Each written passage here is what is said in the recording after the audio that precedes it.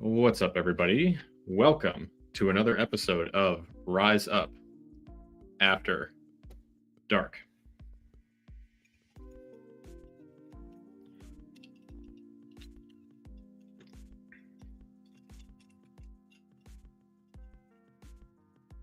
Excellent. How's everyone doing? Hope you guys are good wherever you're joining from, wherever you're watching from. I hope you had a good day. I was going to say, hope your candles are green to pull in heaven, but I think we all know that they're not. Not very many green candles these days, but you know what? I don't know, something about opportunity, something about dips and yada, yada, whatever. Who cares, right? Yet another day where it's super fun to be in crypto. All right, let's I think tonight I just want to do like Q&A. So I'm going to get ahead of myself and apologize to podcast land, because this one's going to be all over just like whatever we want to talk about. I don't have really any agenda. There's always some interesting stuff going on. I will do my best to fit a rant and a rave in there at least a little bit, but wherever you guys want to take it, I'm good with taking it. And I kind of just want to do rapid fire Q&A. I don't know if you know this, if you remember back in the day when I got started on TikTok, I was working the night shift, and I used to just get off work, come back, get home. It was like 2 a.m. And I would just stream for like 2 or 3 hours all night long and just do Q&A. That's how I learned most of my stuff, because I have so many great questions constantly over and over and over again. And it was just a million trillion things that I could go dig into and learn. And that's how I decided to shape the way that I would learn all this Web3 stuff. So wherever you guys want to take it, there are no bad questions. I don't care if it's something that you've never heard of, you just feel uncomfortable with the jargon, you just, whatever it is. Let's hit it. So without further ado, question number 1 from Stecklerish. Serious question, I don't know. Moving off chain to a cold wallet, tax event or potential wash? Neither. Wallet to wallet transfers for you between one of your wallets and another one of your wallets, not a taxable event, but the gas fee, if there is one, is deductible. So keep track of that. But no, great question. Not a taxable event. The only thing, really, it's just one thing that can happen in several different ways. The only time you're taxed on anything you do with crypto anything is when you exchange one asset for another asset. Because no matter what you're switching, no matter what you're swapping, you are selling.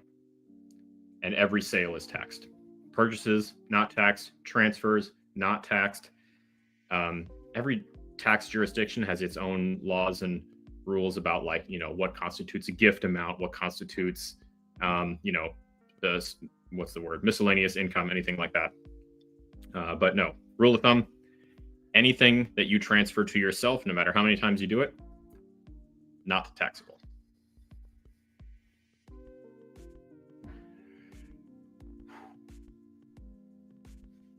Fetch, AI, and render, goodbyes. Let's I really truly can't say, and I'll tell you why. Because there's 2 answers to that question. The first answer would be, let's fundamentally look at the project and ask ourselves, the basic questions. Have they achieved any semblance of product market fit, or does it look like they're going to? If it's like super early stage. Fetch, AI, render, not early stage anymore by crypto standards. So one should be able to look at it and say whether or not they've achieved any kind of product market fit. Then you would be asking yourself about the team and their capabilities, their capacity, their track record. What have they done before? What are they doing now? How confident do we feel? And then from that, you build your investment thesis and whatever. Unfortunately, we live in a time, we are operating in a market where fundamentals really, truly don't matter, like at all. It's sad. genuinely, because it just becomes really, really hard to intake a question about a project and answer it in a way that is any kind of helpful. Because you and I could sit here and we could talk about render, we could talk about fetch, we could talk about whether or not GPU capacity rentals, or outsourcing your GPU in any way, shape, or form, does that have any potential? Is that still a thing that, someone could get down with, someone wants to pay for? Even if they did, does it matter? Because altcoins are tied to Bitcoin, which is currently just getting skewered. And overall, there is a large amount of distrust with the data that drives markets. People are finding it harder and harder and harder to trust economic data coming out. That data, with all of its mistrust and with its trust from this source and not trust from that source, that's what's driving everything. And the way that it's being interpreted by a few people who tweet, that drives it. So unfortunately, as much as I would love to sit here and just fundamentally dissect project after project, like, we could do it and then you have to put the footnote on every single one of them. It really doesn't matter, which is a big old bummer.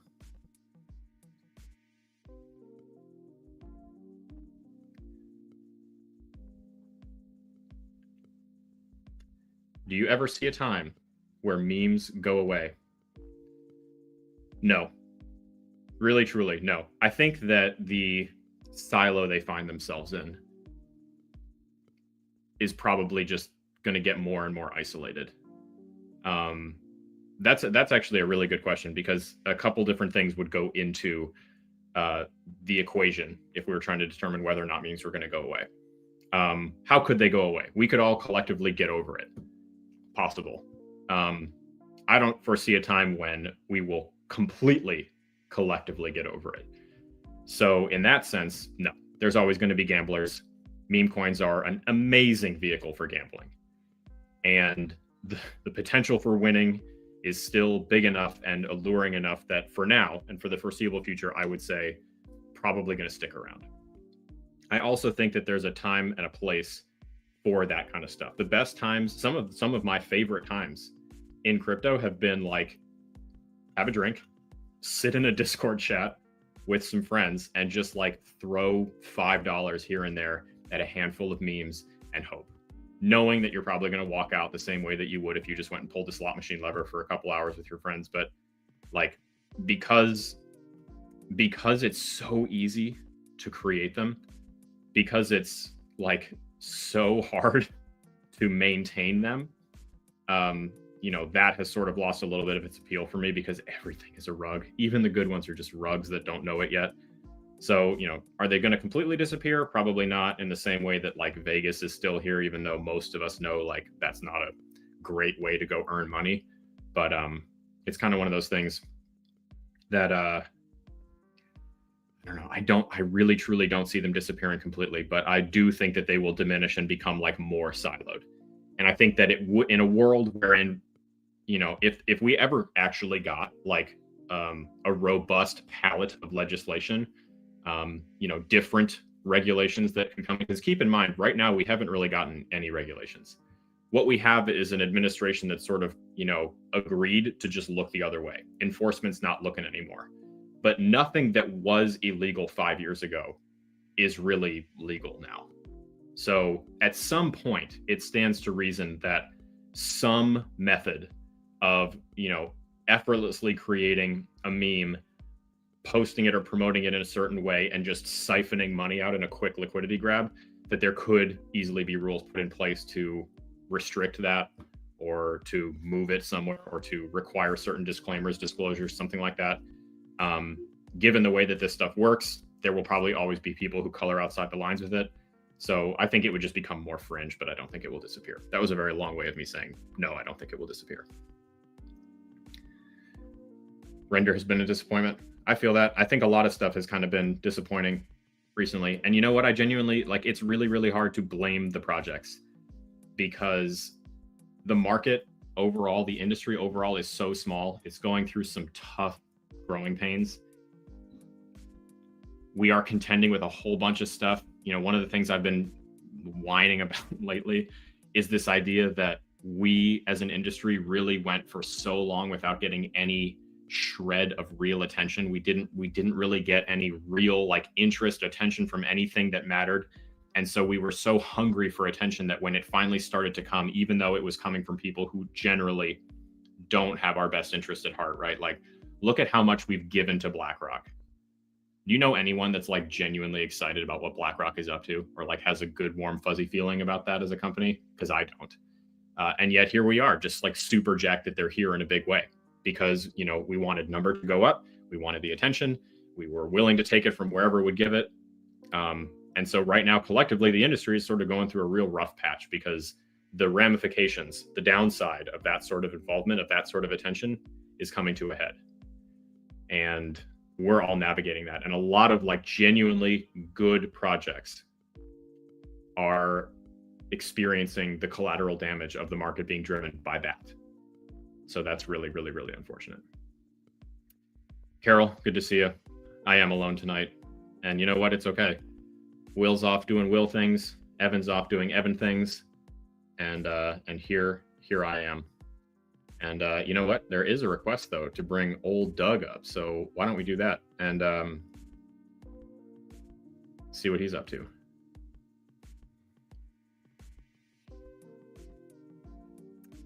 What's up, dude? All right, hold on. I can't hear you, but I think it's my fault. Do you want to hop in the StreamYard? Are you in a position where you could do that? Okay. Give me 2 seconds and I'll give you the link for that. And then if you guys will bear with me for just a second, I see the comments coming in on YouTube. I am about to run through that. Stella, good to see you. I hope Argentina is awesome. I'm sad I'm not there, but I've seen the pictures. It looks like you guys are having an incredible time. I'm very jealous. Thank you, Kirk. I appreciate it. Good to see you. Rada, good to see you. Rada's asking if you can give some info on Etherscan. I would love to. That's a phenomenal question. Let's do that. Let me get Doug in the big studio first, and then we will do that.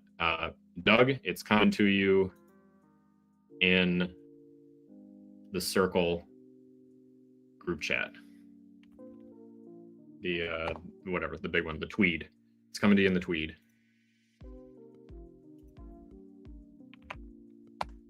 There you go, my friend. Studio link posted.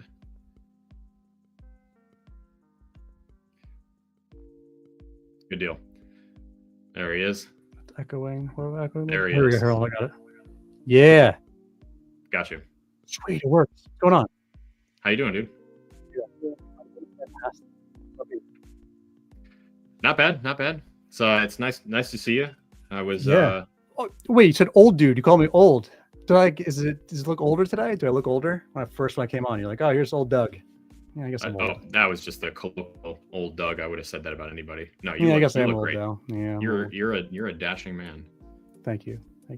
I appreciate your late rants as of late, because it's very encapsulating of everything. And honestly, I think we've reached the bottom of.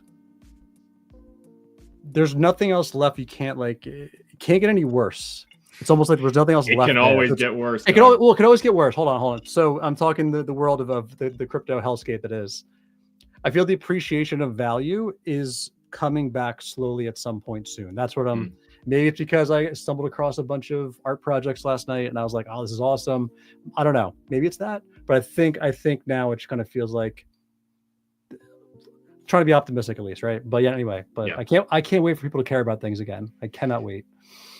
I think it is worth saying, just so this doesn't get lost in my rants, that like long term, I'm extremely optimistic. Same. This is inevitable. Yeah. Like there is no way that this doesn't win eventually. The $1 billion question is how much pain do we have to go through before that's realized? Because if you really strip it back, like what's the underpinning of any good like new industry? Its ability to disrupt, right? So you look at a new industry, you try to determine its potential, look at what it's aiming to disrupt. What is this disrupting? It's disrupting money as an industry, right? Like, can you think of something that is more dangerous to disrupt? No. Like the world money system. Can you imagine anything? I'd say the communications are comms with, but at the end, money is money, but money is still a function of that, or like they're related in a way. Like not saying so, but you're accurate, spot on. So whenever I like stop and think about that for a second, I'm like, okay, no, you know what? Honestly, like we're killing it. Given what we're up against, the conversation I just had with a good friend of mine, shout out Sam, brilliant marketer, love talking to her. She's so good at asking questions. Every time we have like a catch up meeting, I always just gets like so fired up because of the way that she wants to, like what she asks. And the thing we were talking about today was like, you know, okay, overall, like what am I still doing in this? Like, what's the thing that I want? What am I driving towards? Someone who works here. And it's really like helping people realize, one, that that we're all looking for the same thing. Whether or not we all think we're going to take the same path there, or whether or not we make the same stops along the way, we're all looking for safety, security, happiness, confidence, stability. And money is at the root of that. A lot of insecurity, a lot of instability comes from like money insecurity, right? It's really hard. And yet we spend every single day shackled to a system that is built and designed and maintained to keep us exactly where we are and make it very hard to get out. You know, DeFi is like the thing that lets you get out of the car and at least start walking instead of being locked in the trunk. And so that's what I'm doing here. That part is inevitable. So long-term, very optimistic. I couldn't agree more. Also, too, people who ask good questions are the best. I love people that ask good questions. I believe I'm really good at asking good questions, because when you generally care about something you don't understand, like I want to know all about it. I'm going to ask you all kinds of questions. But anyway, where you were just going on that note, I believe that one of the things that's needed, which is what the Rise Up Morning Show is doing in a capacity, is storytelling, right? And I don't know, because even going, and by the way, I was going to send you a text the other day. If there's some way to do some type of storytelling session, it could be, hey, tell me of a project or something that doesn't exist anymore from when crypto wasn't absolutely as hard, but demonstrated, and I have a couple to share, not right now. We could, but that they can almost like, oh, crypto can be used for that. Like, oh, tokens can be used for that, because I think it's just the recognition of those use cases doesn't exist. But when I tell those use cases to someone in real life, like, wow, shit, right? So it's almost like but I think it's not just me. We need like more of those, so people connect the dots. I think that's the hardest part of the onboarding piece, because the part of the onboarding piece of just the tech, the security, all the like that's one whole thing. But then the understanding of the use case and the practicality of, even at its highest level, the just a peer-to-peer transfer value. That's one thing that's missing. So I think that's the opportunity's there. I mean, it's just there's just so much. I just want it to happen sooner. That you're mentioning before, that the almost like the collapse of it. The sooner it happens, the less pain, and then hopefully there's a part here to have us kind of build back up. Because the longer, I don't know. I don't like it.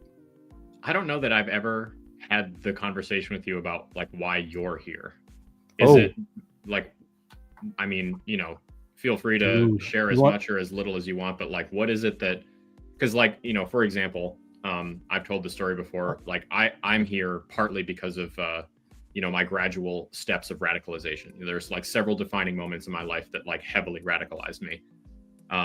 One of the more recent ones that I've really been reminded of more heavily in the wake of this most recent shutdown was being active duty, the first big shutdown in his first term, and watching one single paycheck get missed and seeing more than half of the base families lined up at the food bank, and just realizing that like these are like families with like actively deployed significant others who are paycheck to paycheck. So like big radicalization moment, which didn't push me specifically into like the DeFi thing, but it pushed me there without me really knowing that it existed. It like made me realize that I need to understand the money game, because this is so jacked up.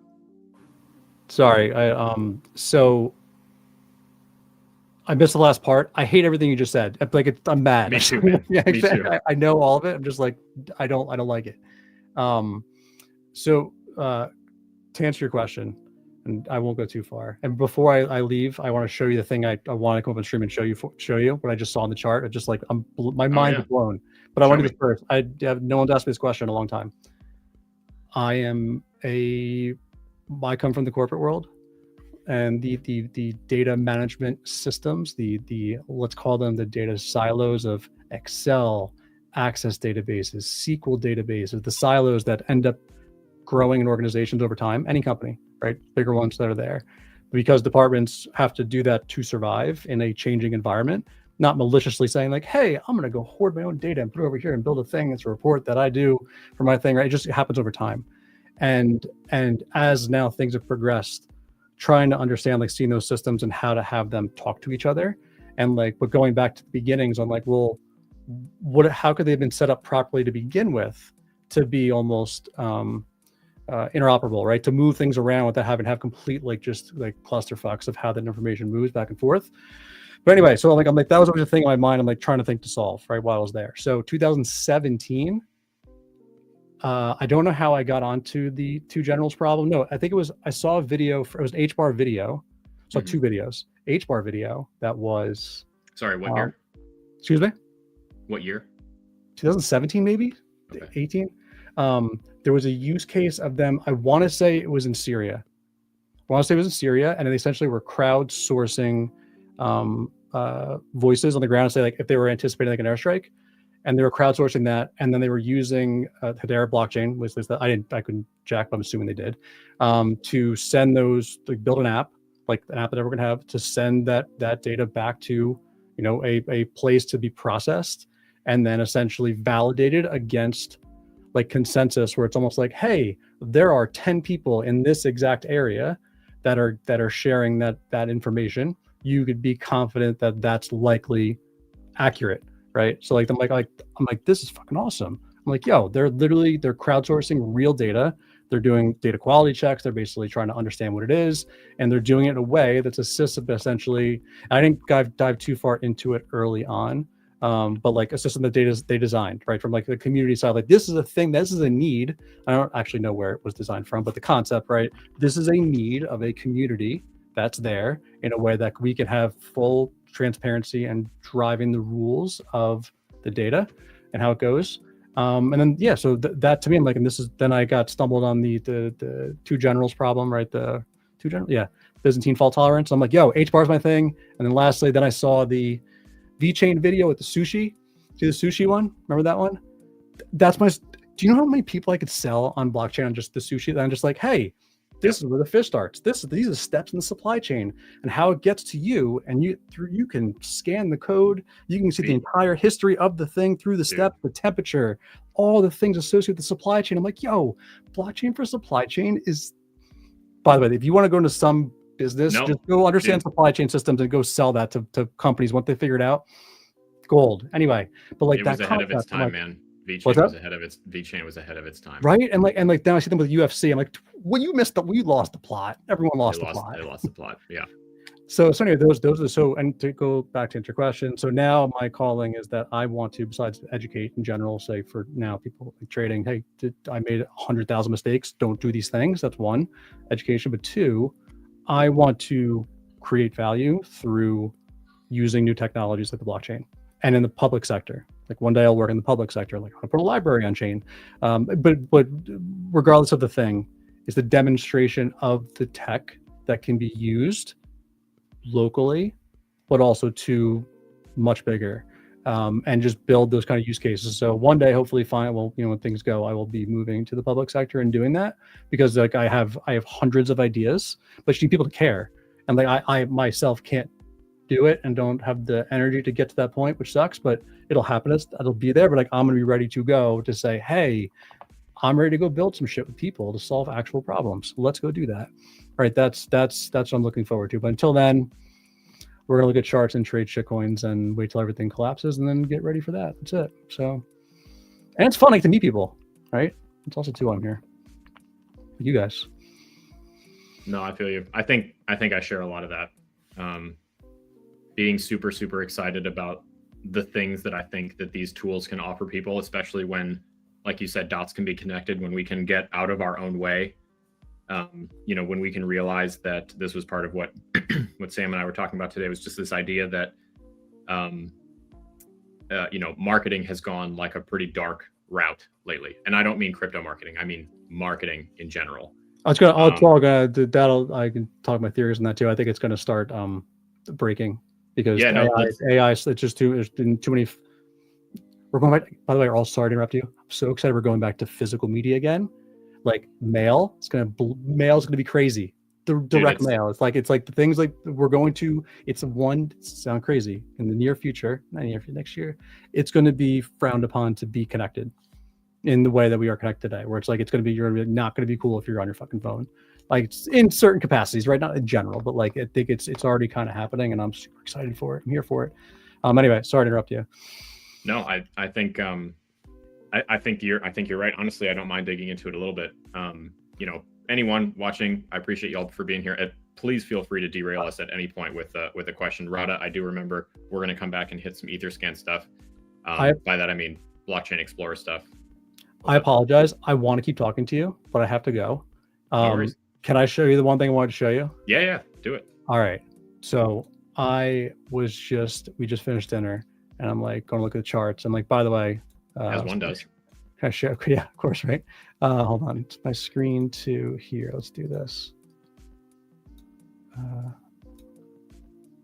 Does that? Here, hold up. I'll get to. Let me grab the TikTok. Oh, you know me. I'll try the TikTok thing. So this will be quick too. I promise. Okay, good. Once you're there. All right. So I'm first and foremost. This is a nice bounce. Let's just be on. Hold on. Whoa. Okay. Nice bounce overall. Sorry, Doug, really quick. What's the time frame that we're looking at right here? Oh, great. Okay, I'll zoom out here. Here we go. So this is Bitcoin on a 2-hour chart. Okay. Over here is the top, which was, let's call this. Let's make this bigger here. October 7th. Oh my gosh, thinking back to that day here is already PTSD. That's when things were like, hey. So yeah, that was October 6th. So I was showing my girlfriend this, and I'm like, hey, Bitcoin's been going down, like just like really this super complicated TA, right? It's been going down for a while, and on the way down, we've been trying to figure out like, hey, as things go sideways, when they start going sideways, like here, when we start going back up and like go up, right? So anyway, long story short, zooming in here, I'm looking at the since the fall of this month here now, the last couple of weeks here, and we've now in the short term had some pretty nasty selling. This is November now here. So this is the first time since let's say the 7th, like in 10 days, we're kind of feeling like, hey, this may be a bottom. We're going sideways here, like this, a little orange, and then again trying to figure out. Our goal is to figure out how valid is the green arrow, right? How valid is this? How is this something that could push us to here or to here? Like not going crazy targets. Anyway, so as I was explaining it, they're just like, oh, that's straightforward. I'm like, yeah, it's not rocket science. I'm looking at this, and I'm like, that's the Big Dipper. I'm like, this is the Big Dipper. Like, tell me this is not the Big Dipper, right? I'm sitting there, and I saw. Is that a pattern? What's up? Yes, I got to line this up because I got to throw the astrology in, right? Because that's just it's a thing. Have to. So I grab my boomer PowerPoint here, right? I take a screenshot of the image. Mm-hmm. I go search the Big Dipper because I always see it here. I always look up, and there was a whole bunch, by the way. Some that are compressed this way and some that are this way, right? And I just grabbed the first one, I put it on here, and then so I layer it on top, and then I go here and I do a transparent. Do something like this, and I like rotate it, and I'm like, I'm like, it lines up perfect. It's the Big Dipper. I'm like, what is this? What does this mean? I don't know. So I was excited to share that with someone that I found the Big Dipper pattern, which is probably nothing new. That's probably out there, but I'm trying to figure out now. I'm gonna go talk to AI after this. What does this mean? If I'm seeing the Big Dipper, what does this mean? So hopefully I'll have the answer, and that'll be my prediction tomorrow on where crypto markets go. Because at this point, there's no, Hey man, yes, it's fun. Anyway, at this point, we'll take it. Yep. So there's some hope, but kidding aside, I think we do have we get some relief soon for a little bit, and that would be for me is like my target is to say, I think we in the next 0 to 3 days, once we confirm this bottom here, I think we have some relief for 3 to 7 weeks. If I'm being honest, and not Interesting. and Can I ask what all informs that time frame? Because that feels really specific. 3 to 7 there's a weeks. lot. There's a lot. Is it possible to nutshell it? Because I don't want to keep you longer than. I don't know. Because it's a combination of like so many factors, but it's just that it's too long. There's a lot of critical thinking behind it. And actually, I'll leave with this. Someone wrote here in the chat, again, with all this critical thinking, how do you find happiness? That's a super interesting question. That's deep as hell. Yeah, it is. And like, let me finish this rum. I'm like, I need to go think about that. It's a great question, because I think it's my constant want, the need to find a demonstration of value, like in this world, the digital world, of we're talking before, of like the tech, right? And it's just can't find it. And like that to me is like, that's reaching for happiness, but like, is that happiness? Not really, right? But it's like, oh, this is my way to help someone here. But it's like, then I'm like, oh, like help someone here. Like it's like this constant also battle. So it's difficult answer, and I don't know, and I want to figure it out, but I'm happy in general. So, but thinking a lot on my mind, it drives me absolutely insane. I want, some days I just don't want it to be on, but it is what it is. So anyway, I'll let you go. Thank you for listening to me yap and come up here. It's a talk show. What's up? It's a talk show. Oh, it's fantastic. All right, good stuff. So I'll let you know.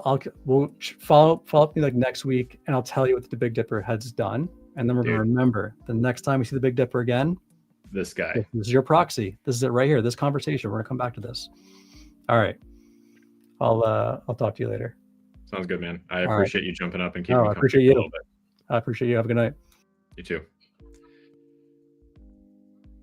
All right, guys. Toss your questions in. I'm going to go back and we're going to talk about Rada's question a little bit. Rada asked about Etherscan. More generally, Blockchain Explorer is how I would zoom that out to.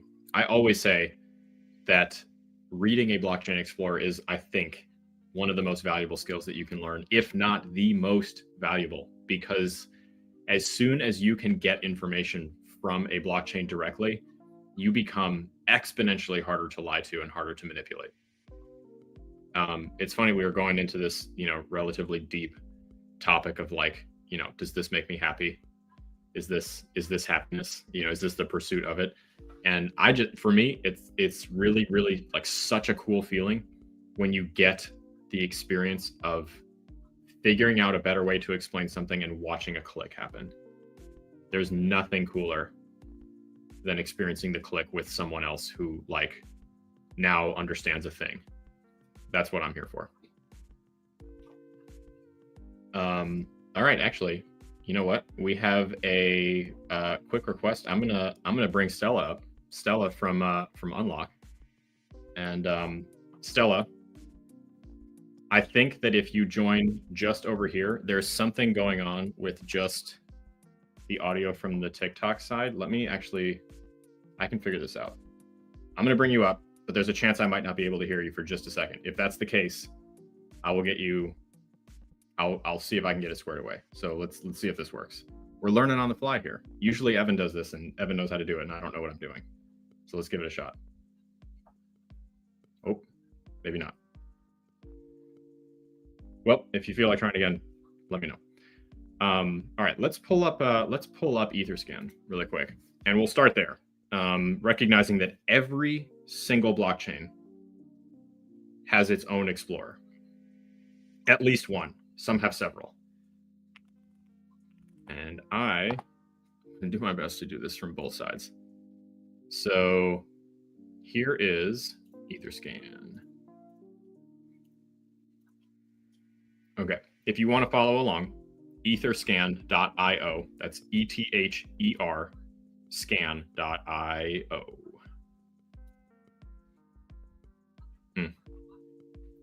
That's okay. All right. On the big screen over here, and let me see if I can do this. There we go. I can do it. Flip camera. Look at all the, hello. All right, here we go. Okay, so on the screen, is Etherscan. This is the primary blockchain explorer for the Ethereum blockchain. But there is SolScan, Polygon Scan, there's Snow Scan that does Avalanche. There's a whole bunch. So this is just one, this is the primary one for Ethereum. Here, basically what you can do is gather any and all information published to the blockchain in question and read it for yourself. There's all sorts of stuff here. It's not the most user-friendly thing ever, but actually we're making some improvements with it as a platform, as an institution. And I'll show you what I mean. Rada, let me know if there was a specific direction that you wanted to take this. Otherwise, I'm just gonna kind of take it. We're gonna go from the top and do a few basics. But Steve-ish, in answer to your question, yes, this is exactly the same as SolScan, except this is for Ethereum versus SolScan being for Solana. So, okay. Shout out Stella says, trace my recent wallet hack through it before discovering DBank. I mean, this is the primary tool of someone who is on-chain sleuthing. Cosmic, good to see you. Hope you're having a good night. So if you're looking to gather any and all information from a blockchain, this is how you do it. So for example, the cool part is that all of these, anything in blue is a link, right? So this is like built to chase rabbits down holes. So let's pick a thing. If we were to just name any token on Ethereum, we can start there. So here is Polygon. Let's take a look here as an example. Okay, so right away, we see a few pieces of key information. We have some of the basics that we want to see. We want to see what our total supply is, how many holders there are, how many transfers have happened, total versus 24 hours. We've got some market information, we've got price, and all of the other blockchain explorers are going to, display information in a way similar to this. They may not be the exact same, but they're relatively close. And over here, you have the token contract address, which is obviously super important because anyone could launch anything called POL. Oh, where's my cursor? There we are. Anyone could launch a token called POL, but nobody can duplicate this. So that's how you know for sure whether or not you're looking at the right one. This will not be hard to find. Socials, websites, all sorts of stuff for Polygon will confirm this. So that's step one. Then we come down here, we've got a whole bunch of different categories. So for example, right now we default to transfers. And this just kind of shows us most recently, what transfers have taken place on chain. We can go from there and we could analyze holders. This is honestly one of the places that I really like to start because you can learn a lot from the way that a supply is distributed across a series of wallets. So first of all, how many holders? We're looking at the top 1,000 here, and we can get all sorts of information. So let's start with number one. Now, one thing that is new that did not used to be the case is that these things get labeled. So once a wallet address is known, for example, this address here associated with the Polygon POS staking contract, that's why there's so much here. So we're looking at the total staked supply as signed to this contract. That's what this little deal right here. Let me see. There we go. That's what this little deal right here next to this wallet means, is that this is a wallet under contract. And if you wanted to read the code for it, you could actually read it right here, which is pretty sweet. I don't know what I'm doing when I read stuff like this, but it's there and it's auditable. This is all open source. Okay, moving on. Used to be, so see how these are just addresses. So these would just be holders. These would just be wallets holding, a decreasingly significant amount of the supply. Whereas these are known. There's a Binance wallet, a couple other main Polygon wallets. We keep going down. We see more Binance wallets. You'll see a lot more. Here's a crypto.com, FalconX, more Binance, Gemini, OKX. You get the idea, etc. So you can go down and get a full picture of who's holding what, how much of the supply are they holding, what the percentage is, value. I guess they have some little analytics features now. You can stretch this out. Let's see if this shows me what I think it's going to show me. you can visualize the holder breakdown in different ways. There we go. So we're looking at this pie chart here, just to kind of help explain and help you visualize how much of the supply is being held where.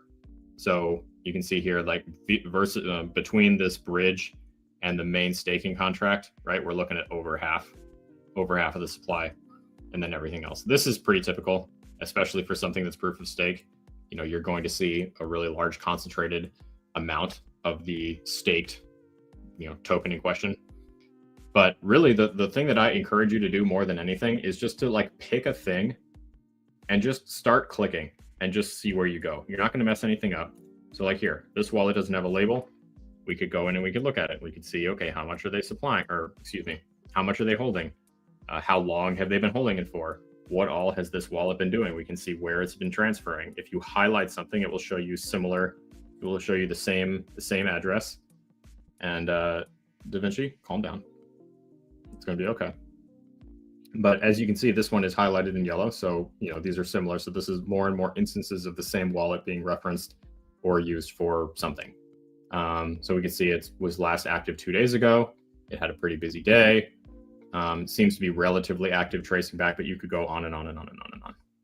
So there's a gajillion different ways that you can take that. Like I said, people who engage in on-chain analytics, this is the primary tool that they use it for. Great question. Maria, good to see you. My wife is hosting Friendsgiving. I'm hiding. Happy to be the hiding place.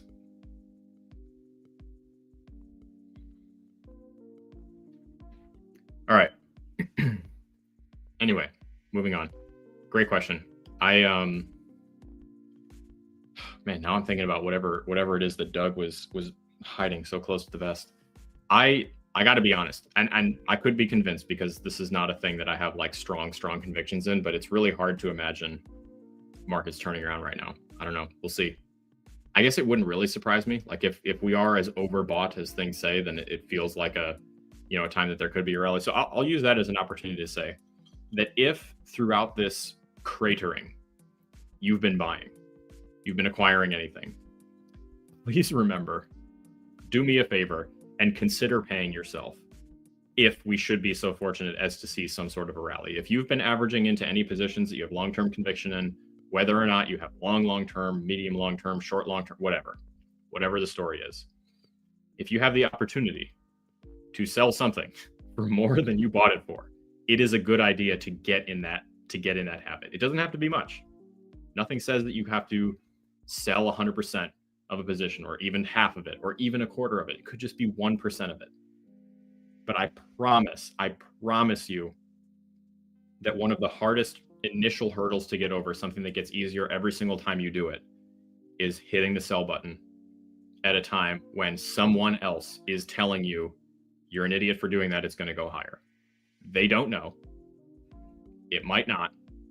You want to be prepared.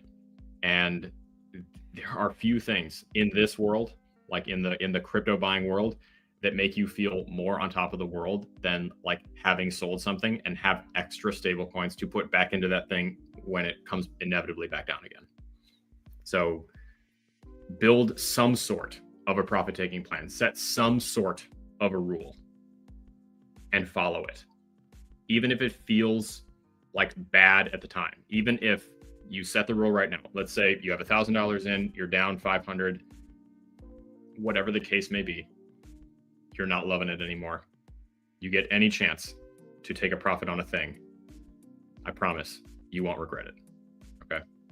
That is financial advice. Consider paying yourself when you're fortunate enough to have a percentage in the green. Profit is in 10 years. I still have a job. Honestly, as long as there's nothing wrong with that. As long as you are like clear in the plan that you've laid out for yourself, I say send it. Because that's how I feel with Bitcoin. I have zero interest in selling it. If we're fortunate enough to see it go down, I'll continue to add to it. But like I have a very long-term outlook on that. And it's just one of those things. I'm not in a hurry to get rid of it in any way, shape, or form. But something like Solana that I have long-term faith in, I have long-term conviction in, I believe in it. If it pumps 10, 15% in a day, you bet your ass I'm taking advantage of that. Why wouldn't I? Even if the only reason is that the next time it goes down, because we all know it's going to again, I'll have a little bit extra to put into it. That's it. If you own it, you're allowed to sell it. I like that a lot. I like that a lot. You know, that was another one of the things that came up today, you know, thinking about like what it is that we're doing here. It's the idea of just like owning it. It's the idea of like realizing that something that we all accept, not we all, we're special, but something that many people accept as just sort of being the standard, the way that it is, maintaining a bank account. When you realize that it's effectively a scam, that's a great like clickable moment. Da Vinci, dude, give me something other than this just yelling and whining. I can't help you, man. You know, if I've slighted you in some way, then let me know. But if you're just having a bad night, then, you know, feel free to hang out. Otherwise, calm down, dude. Not that big of a deal. Web3 is the best security ledger where you own your keys. Okay, so again, that's kind of the goal here, right? And there's different degrees of decentralization. You know, I was actually toying around with like throwing out the word democratized finance instead, because I think that's one of the key ingredients that like is the biggest threat to the status quo, like the standard money system, is that through tools like this, you lower the barrier to entry so much. I mean, and this is not the only thing that's ever lowered the barrier to entry. Think about real estate. You're relatively widely accepted as a solid place to invest. Okay. The barrier to entry, investing in real estate, is relatively high. Has been, I mean, that's just the case. If you can't afford to buy the real estate, you're kind of just shit out of luck. Then along came stuff like REITs, Real Estate Investment Trust. Pretty sure that's the acronym. Someone correct me if I'm wrong. But now, through the ability to tokenize things, we break that down even more. So, you know, in order to invest in an REIT, the same way that you could invest in the S&P 500 or, you know, whatever, I don't care, insert traditional investment vehicle here, you would need access to an account. You have to have a brokerage account. Can anybody just open a brokerage account and immediately buy something? No. There's steps you have to go through. Open the account with the institution, whatever it is, you know, pass some sort of know your customer process, you know, comply with whatever their platform rules are, whatever, yada, yada, yada. On the tokenized side, open a wallet, anybody can do it. Fund the wallet, anybody can do it with any amount. Go forth and prosper. Super, super threatening.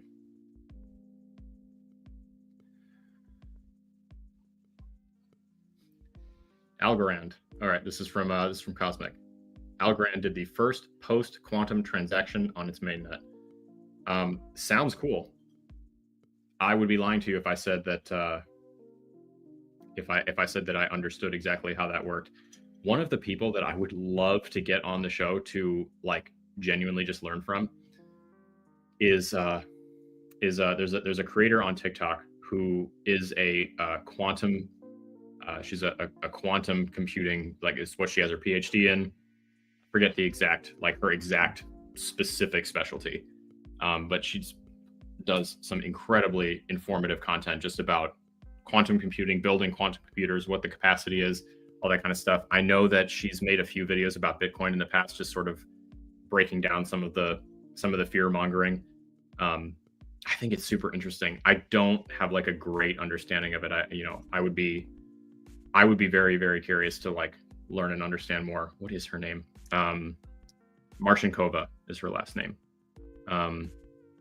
Anastasia Marchenkova, I think. I think her handle is just her entire full name. But if you search Marchenkova, Marchenkova, quantum, I'm sure she'll come up.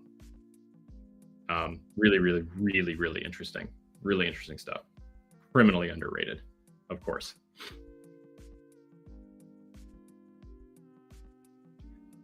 Oh, Da Vinci, you're still here. Hope you're having just an excellent evening, although I gather that it could be better.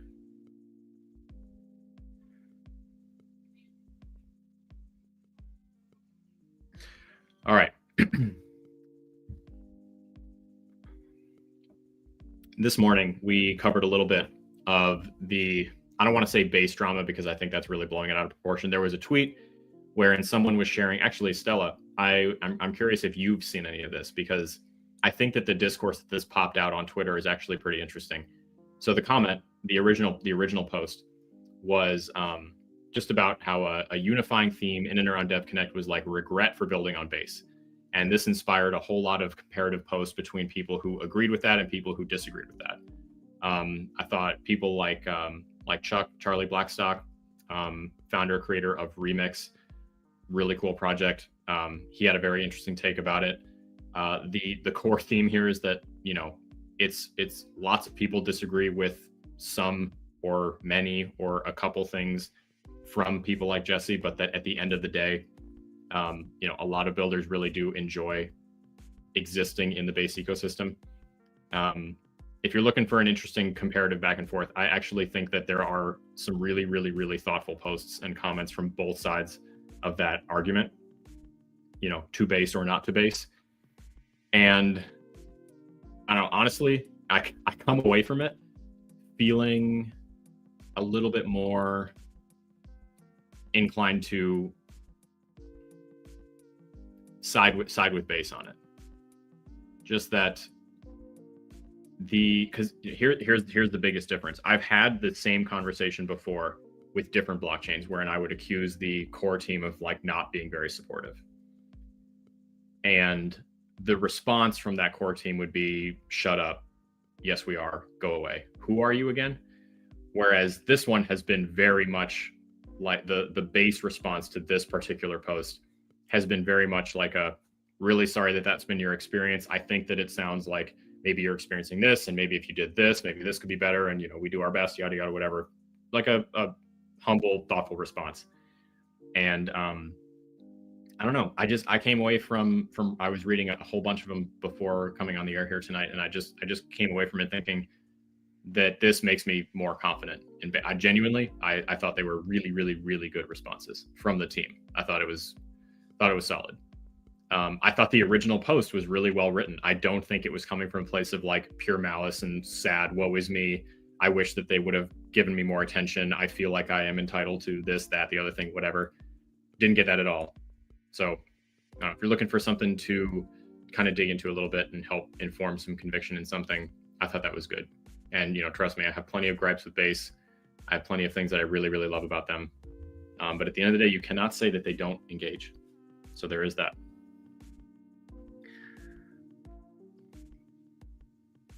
Appreciate that, Carol. Glad it was interesting.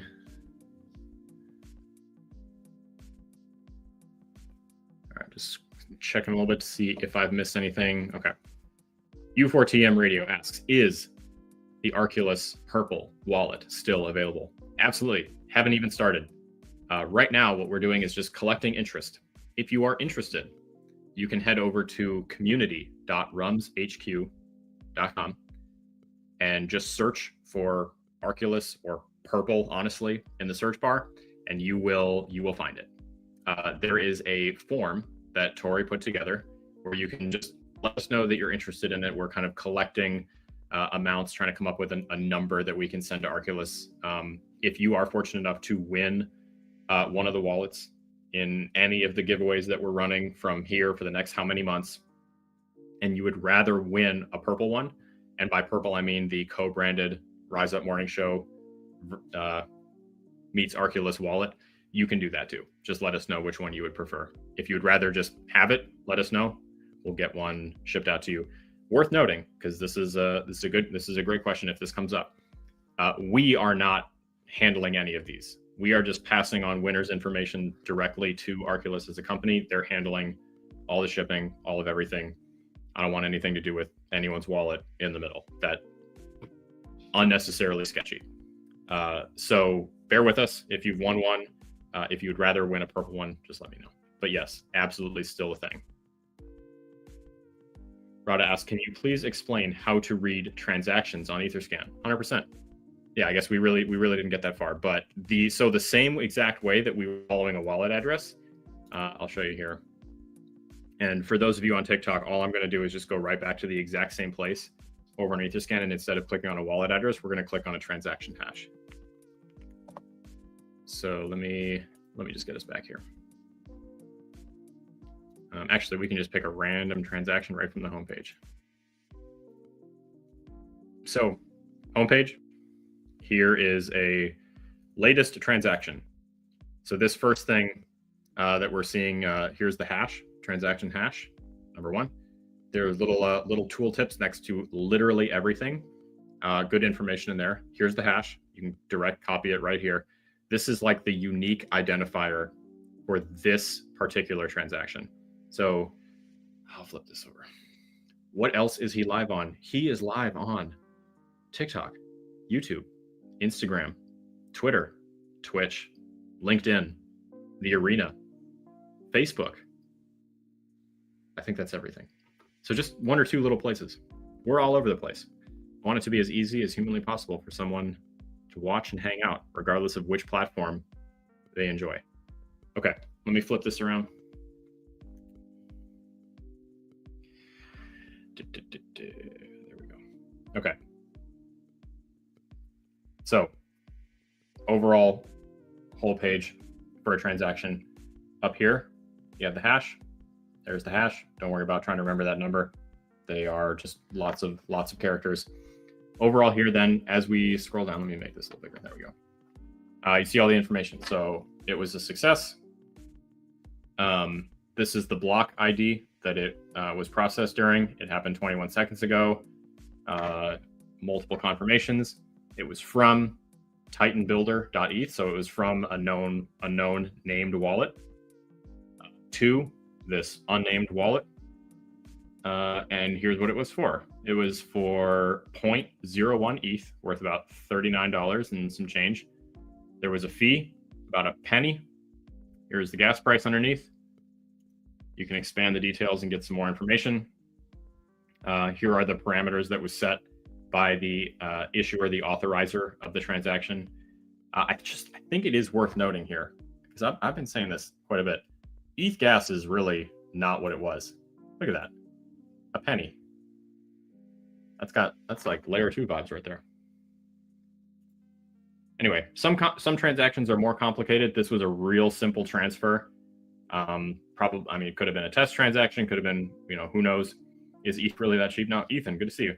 Is ETH that cheap now? Yes. Yes, it is.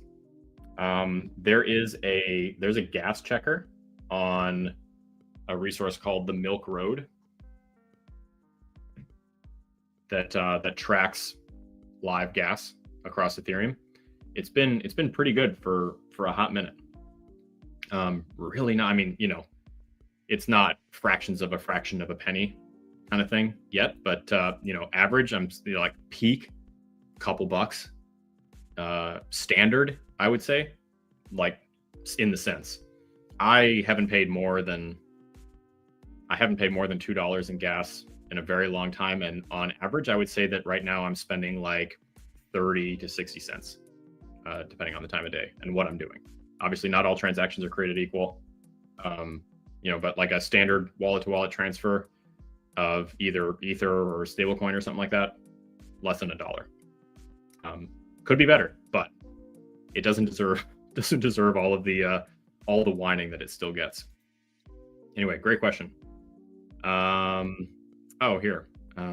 Rada, let me see. I don't know if I can direct copy and paste the hash that you sent. So the question came in. I'll tell you what.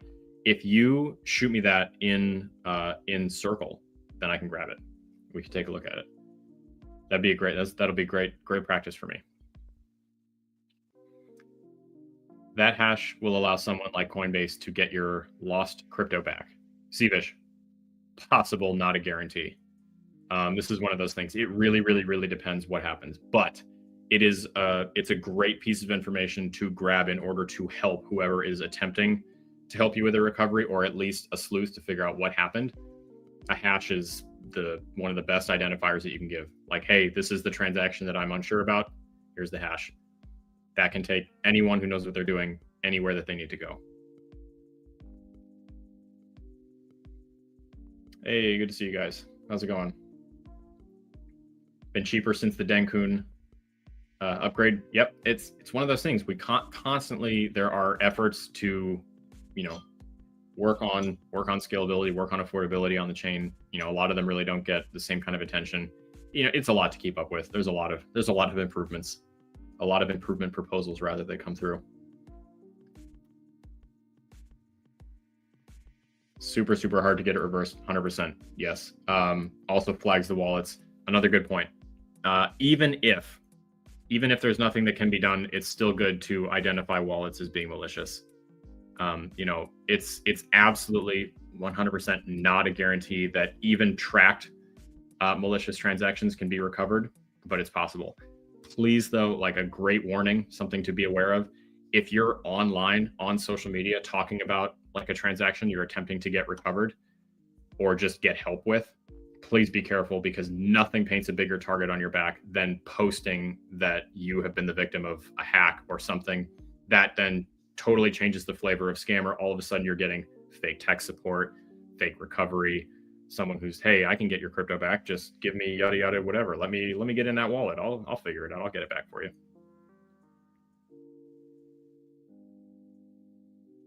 Speaking of lost crypto and wallets, do you, the community, have actual skilled people who do that? Carol, are you just, so question out for the community. Stella, good to see you. Thanks for joining. Just asking about like on-chain sleuths in general.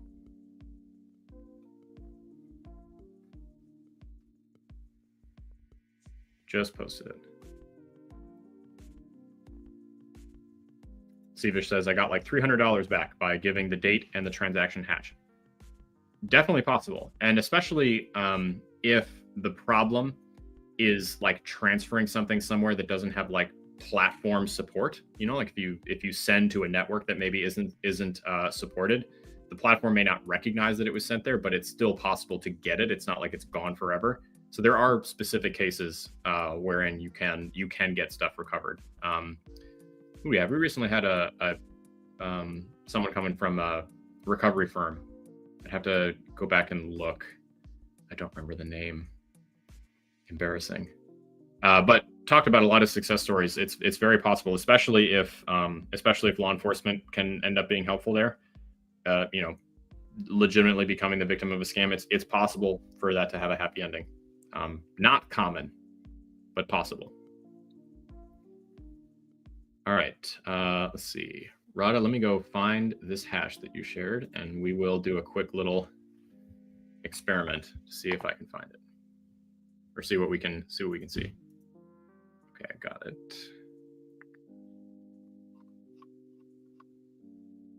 Got it. Okay. Get my scan back.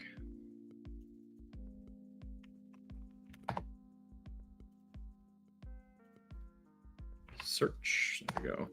Appreciate all of you guys for bearing with me. It's usually a little bit smoother feeling when I have someone else to fill the gap. Okay, let's pull this up on the share. Never looked at this before, but we're going to take a quick peek at it. Okay. There we go. TikTok, bring you along.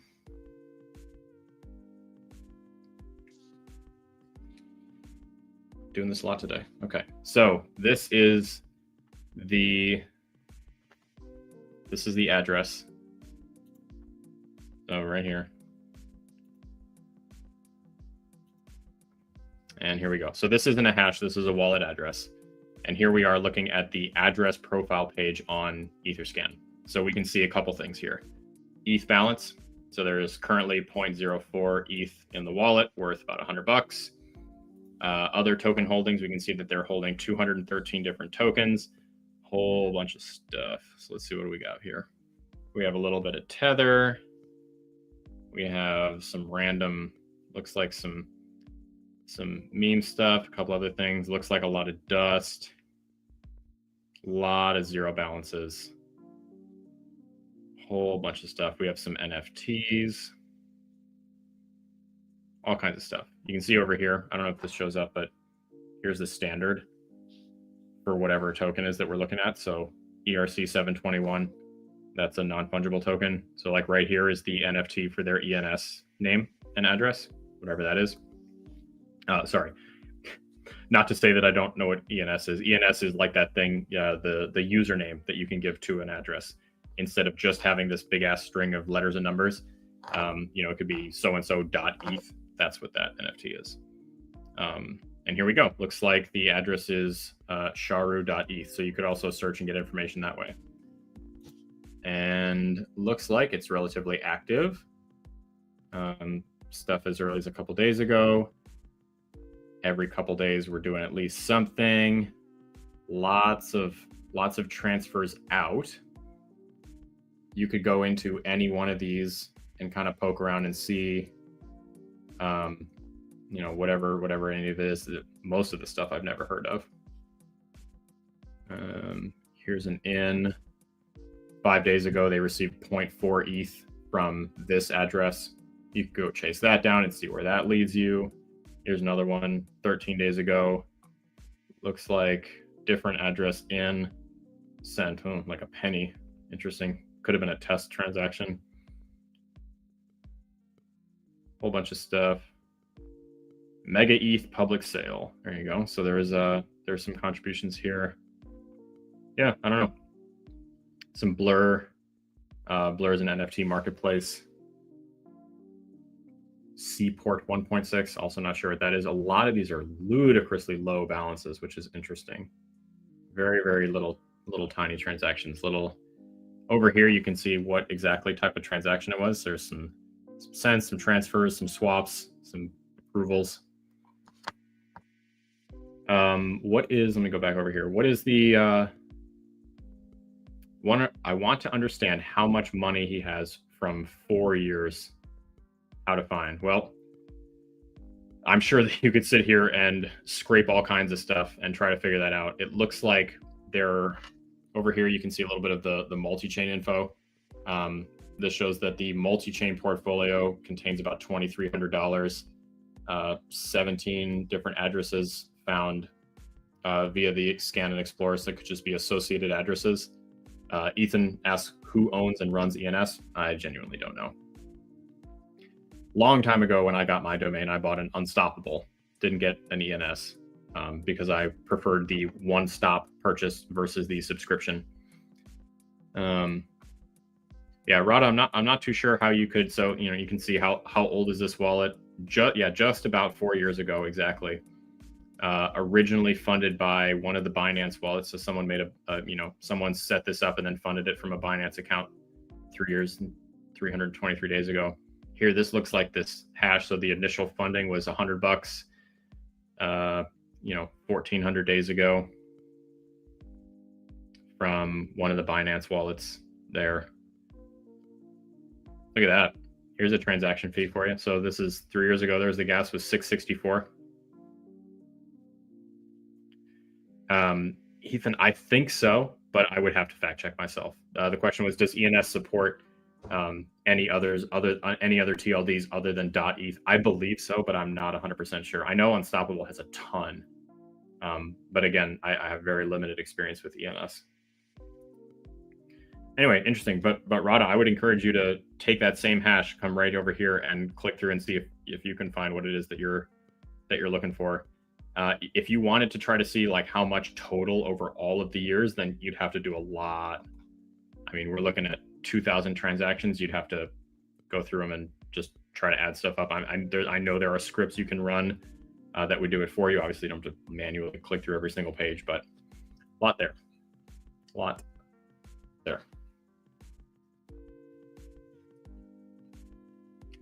Fun exercise, though. I don't know. It's just one of those things. I definitely still have things to learn when it comes to reading blockchain explorers, but just the very basics, determining a holder count, seeing where the token lives, who has it, who has how much of it, what else they've done.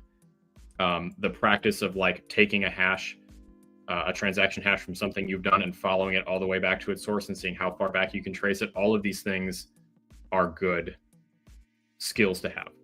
The more comfortable you are getting info from an explorer, the harder you are to lie to.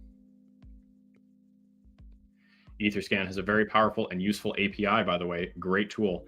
I do have to say, I've used their API in Blockchain Basecamp in order to allow people to plug in an Ethereum wallet address and have it pull the transaction history in order to try to help determine potential tax obligation. So shout out to the API. Definitely cool. All right, guys, we got a few more minutes, but I'm going to start heading in that direction. So if there are any lingering questions, anything else that you'd like to go over, any quick random thoughts, words of wisdom, amusing anecdotes, please feel free to share. I appreciate everyone for hanging out tonight. I just realized there's 21,000 likes. I appreciate every single one of them. Thank you for that. We will be back tomorrow morning with Evan. Will should be here as well. He better. And we'll send the week out with the whole gang. Can you talk about using the API for taxes a little bit? Absolutely. Not super complicated, but I am building a little kind of like, education tool. And it started off as a crypto tax calculator wherein you could enter some either a list of transactions, you could manually enter transactions, or the API thing, I created a feature on it wherein you can enter a wallet address and it will pull the transactions itself, in the Ethereum's case, directly from the Explorer, and kind of tabulate up, buys and sells and swaps and all that sort of stuff, and help figure out your tax obligation. It can be a lot to keep track of. There are tools that are significantly better than my little attempt at vibe coding. We recently had our friends at Awaken Tax on the show, not sponsored, and they have a tremendous number of features wherein you can plug in addresses from so many different chains, get the full history downloaded, all the swaps, figure out exactly how much you've swapped for what, when, and help you figure out that obligation, and help you figure out kind of how to make the whole thing a little bit more efficient. It's a lot to keep track of. It's a lot to keep track of. That's what inspired me to make the tool. Just, I used to be a lot better at keeping track of every single transaction, every buy, every sell, exactly how much, exactly what the fee is. Now I just know there's so many tools that can do it that I will admit I slack a little bit. But it was really interesting, just because I'm using a vibe code platform. I'm not an engineer. I do not know how to write code. I just kind of described the thing I wanted to do, and it naturally grabbed that API and plugged into it. Bitcoin is 74? Not a clue. Couldn't tell you. If it does, I will buy it there. If it doesn't, I'll keep averaging. I don't know. I'm sorry. I'm not the one for like price. Any price prediction that I could give you would be 100% a guess, and it's not even worth your time for me to do that. It means literally nothing. Too bad no dance off. Great show. Thank you. I appreciate it. Yeah. Dude, I think I'll go to my grave never fully understanding exactly how that dude got on the stage, but you know what? Great core memory for everyone that was there. Oh man. I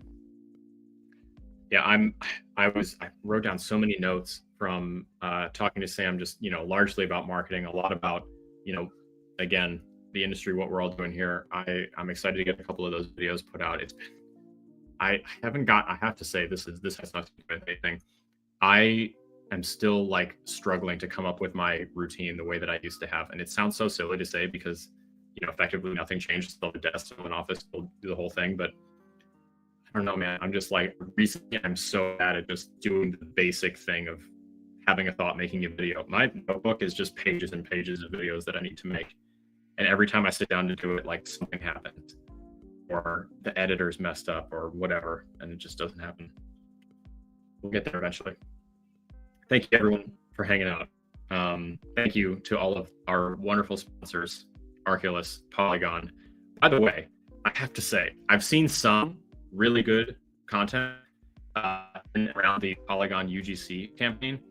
Guys, they're looking to pay people to make content about Polygon. It literally doesn't matter what it is. It really doesn't. If you've never looked at it before and the content would be opening the website and doing like a quick scan and sharing your thoughts on the way that it's put together and something you like about it and something you don't, literally counts. The bar cannot be lower. And I know from talking to them that they are not getting as many submissions as they thought they would. I'm telling you, if you have any interest whatsoever in making any, it doesn't have to be a video, it can be written. Carol asked about the deadline. It's getting pushed out. It's into December. So the original deadline was in the beginning, like the first week of December, but I've talked to them and I believe that they're going to extend it a little bit. But don't worry, I sent your plan up. It's on my reference sheet. If you guys have any interest, like, please let me know. I will literally help you. That money is just there. The money is in the pot for people who want to create content and kind of break into that whole thing. Matthew, killing it. Multiple videos. Dude's crushing it. I've literally a small handful. If you want to, I'm telling you, it's wide open. There's like 25 grand in this contest pot. And if it goes well, they're going to do it again. So, get at me. Let me know. I will help you completely for free. I would love to. That would be so fun. And don't feel bad about whatever it is that you post. I don't recommend doing this. Please don't. If you scroll all the way back and look at my very first TikTok, oh my God, it's cool. And here we are. Where do you go? Literally, whatever your content creation platform of choice is, here, Instagram, Twitter, YouTube, whatever. Create anything going through any piece of the Polygon ecosystem and tag it on UGC. And you'll be inserted. That's all there is. If you have any questions, let me know. We can talk about it. Shout out to the circle. Free to join educational community. community.hq.com.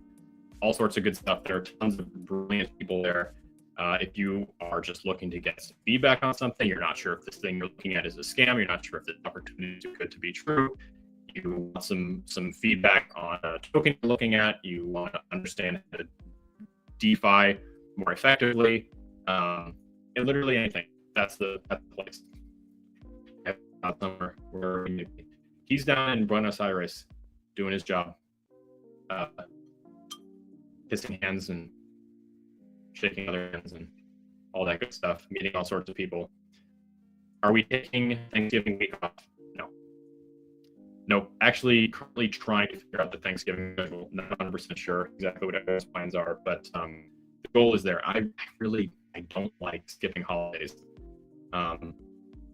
just because I love for people who are all hanging out and taking time off to have something that they can watch if they so choose, but not sure yet. So we'll keep you posted there. Typical side quest. No, you should have seen him. He was introducing speakers and hosting panels and all sorts of good stuff at the Sub-Zero event, and now just finishing out DevCon, finishing strong. But anyway, Polygon UGC. If you guys want to create it, like I said, really doesn't matter. Just let me know. I will help you. Arculus, shout out everyone. Cold storage, they call it, every single person should learn. I do have to say a quick PSA. If you get into the cold storage rabbit hole, inevitably you're going to find a scam or two. One of the most common ones is this idea that you need to somehow transfer your crypto to Web3 in order to secure it. Please just know that's a scam. There is no such thing. There is no Web3 for you to transfer to. Web3 is a marketing term collectively describing all things blockchain, crypto, decentralized, semi-decentralized, centralized but pretending to be decentralized, centralized but not pretending to be anything else. All of it together makes this thing Web3. Transferring to Web3 is a scam. If anyone messages you, DMs you, replies to you in a comment talking about, hey, make sure you're storing on Web3, make sure you're storing on the decentralized web, make sure you're doing this, doing that, whatever, it's a scam. Okay. Fake Jake Claver over here, scam. John Whalen asks, am I ready for November 22nd? Oh boy, am I.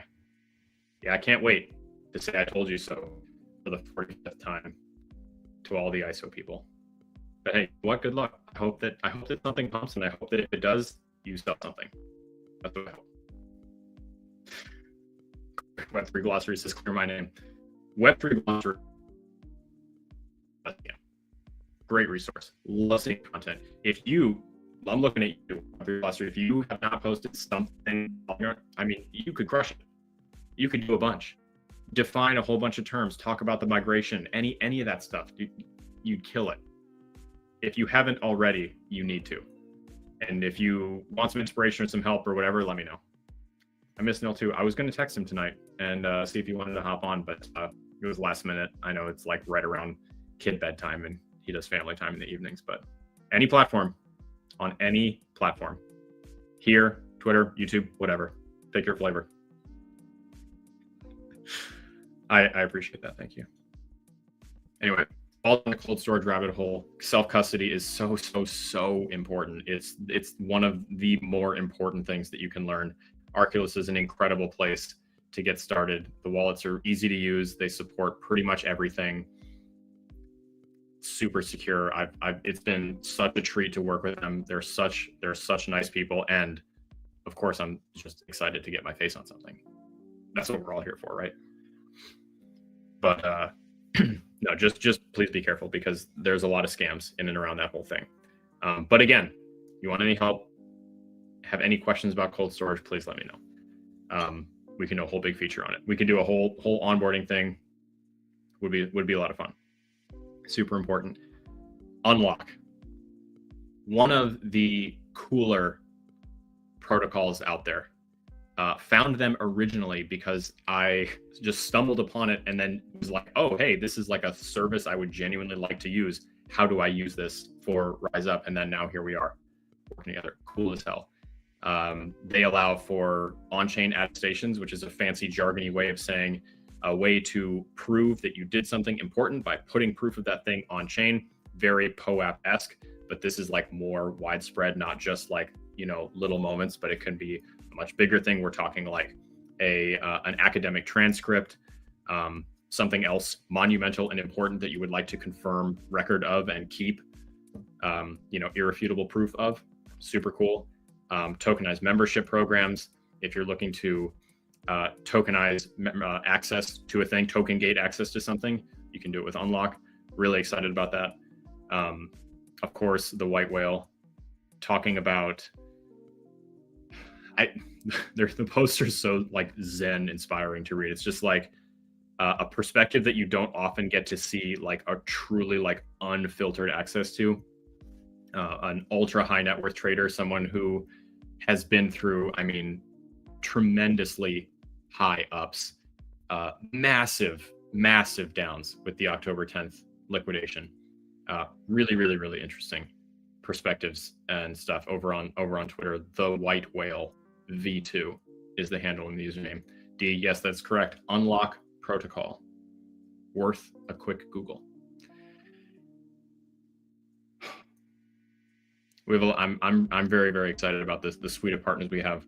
Bringing up, of course, last but not least, would be Goodnow. Working on some more in-depth tutorials over there, because the magic about Goodnow, one of the reasons I went after them is because you can start small on the platform and staying contained in the same little DeFi ecosystem. You can experience a whole bunch of different things, a bunch of different skills that I think it's important to learn and pick up inside of the DeFi space. You start off with something as simple as staking, single-sided, earn yield on an asset you believe in this case, Solana. And then from there, you can just do more and more stuff with it. And it's such a cool little journey, starting from staking, getting the liquid staking token, and then all the different stuff you can do with it. I would encourage you to poke around on the platform, come up with some questions, mess around a little bit, stake a soul or half of one or something like that, and just kind of see what all you can get into. And then if you run into a roadblock, let me know. I've come up with a little bit of feedback for the way that the educational material is posted on the website, and I would love to get feedback from anybody else. So if you happen to read it and you want to leave me a quick comment, let me know. Anyway, I think that about does it. Thanks everybody for hanging out. Thanks to Doug for hopping up and joining us. Shout out again to the completely free to join community, now living in Circle, used to be Discord, moved it to Circle, community.rumshq.com. We will be back, same place, different time, tomorrow morning for the final show of the week. Evan and Will be back. We'll get some updates from Evan from the ground in Buenos Aires, see what he's up to, how it's been going. We'll hear from Will after his festive Friendsgiving night. Thank you all for being here. Any lingering questions, tag me in Circle. I'll get you an answer. And until next time, my friends, rise up.